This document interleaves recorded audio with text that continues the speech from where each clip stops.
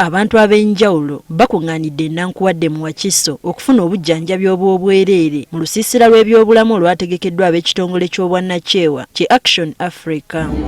Wano abasawo balagidde okutya olw'abazadde abeesuuliddeyo ogwannaggamba ku ky'okukebeza abaana baabwe endwadde ez'enjawulo. Eno wansi abazadde babalagajjalira ne tusanga ng'abaana bano mu bo mulimu abalina akawuka ka mukenenya ate nga tebali ku ddagala. So tubanoonyeza ddala kuviira ddala eno mu community bwe tubafuna ne tubatwala mu ddwaliro lyaffe oba amalwaliro agatuli okumpi. Kino era kirine ku bantu abalwawo okuddukira mu malwaliro kyokka nga bakimanyi nti balina endwadde ne basalawo okuzisirikira. Bajja nga basoose kufuna bulumi bwe buzibu bwe tusinga okusanga nga abasawo abantu tebafaayo bakwekuba kwebuulirira kugenda kulabako ku musawo. Bano batubuulidde endwadde abantu ze basinga okusirika nazo. Omuntu erinnyo ne limuluma n'agenda ku famasi n'afuna bufunyi painkiller abajjawo bulumi naye akawuka kali abatakoze eki abatakajjeewo. So erinnya eryo lituuka ne likola amasira wansi eyo. Ab'ekitongole ki Action Africa batubuulidde lwaki basazeewo okudduukirira abantu bano n'olusiisira lw'ebyobulamu. Nsonga nti eddwaliro lye tumanyi erya gavumenti liri walako